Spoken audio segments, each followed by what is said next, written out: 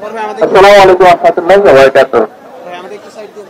আজকে আমরা এখানে এসে দাঁড়িয়েছি, এটি খুবই ধরনের সুযোগ সুবিধা পাওয়ার কথা ছিল। এই বিশ্ববিদ্যালয় শিক্ষার্থীরা সবসময় সে জায়গা থেকে বঞ্চিত হয়ে আসছে।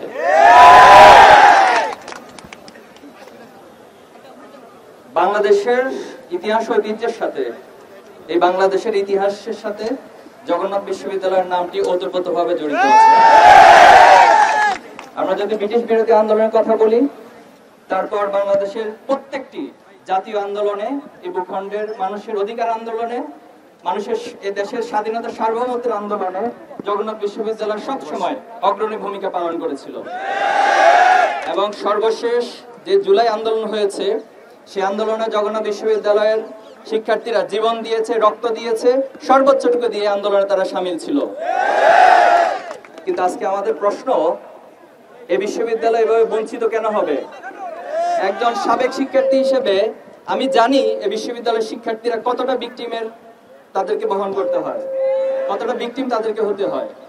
যখন এখানে পুরান ঢাকার ম্যাচ নিতে যাওয়া হয়, কি পরিমাণ অবজ্ঞার চোখে একজন শিক্ষার্থীকে দেখে, সেটা আসলে বলার মতো ভাষা নেই।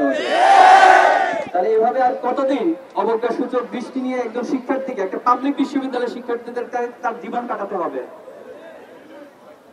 এবং পুরান ঢাকার মেসের যে লাইফস্টাইল, এটা কতটা অস্বাস্থ্যকর এবং কতটা একজন শিক্ষার্থীদের জন্য কষ্টকর, এটা আসলে যারা এখানে থাকে শুধুমাত্র তারাই বুঝতে পারে।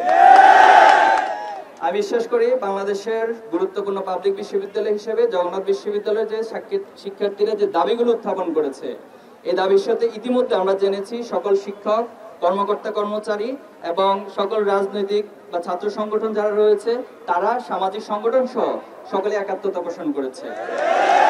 কাজেই এই আন্দোলনে আজকে যারা আমাদের শিক্ষকদের উপর হামলা করেছে, শিক্ষার্থীদের হামলা করেছে, আমি এটির তীব্র নিন্দা এবং প্রতিবাদ জানাচ্ছি। পাশাপাশি আমি বলতে চাই, এই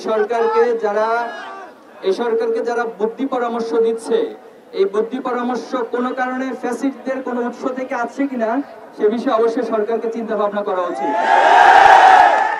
আমরা ফ্যাসিস্ট আমলে আন্দোলন করেছিলাম, সাবেক শিক্ষার্থী হিসেবে সবগুলো আন্দোলনের সাথে সম্পৃক্ত ছিলাম, কিন্তু এভাবে করে শিক্ষকদের উপরে নগ্ন হামলা অতীতে ফ্যাসিস্টরা পর্যন্ত সাহস করেনি। কাজেই আজকে এই হামলার অবশ্যই একটি রেজাল্ট আমাদেরকে ঘরে নিয়ে যেতে হবে। ভাইয়েরা, প্রিয় শিক্ষার্থী ভাইয়েরা, ভাই এবং বোনেরা, আমি মনে করি দীর্ঘদিনের এই আন্দোলনের এখানে একটা ফুল স্টপ হওয়া উচিত এবং জগন্নাথ বিশ্ববিদ্যালয়ের শিক্ষক, কর্মকর্তা, কর্মচারী, শিক্ষার্থী সহ তারা তাদের দাবি আদায় করা পর্যন্ত আর ঘরে ফিরে যাবে না। একজন সাবেক শিক্ষার্থী হিসেবে আমি আপনাদের পাশে আছি এবং আপনাদের আন্দোলনের সাথে আমার সর্বোচ্চ সাপোর্ট আমি করতে চাই।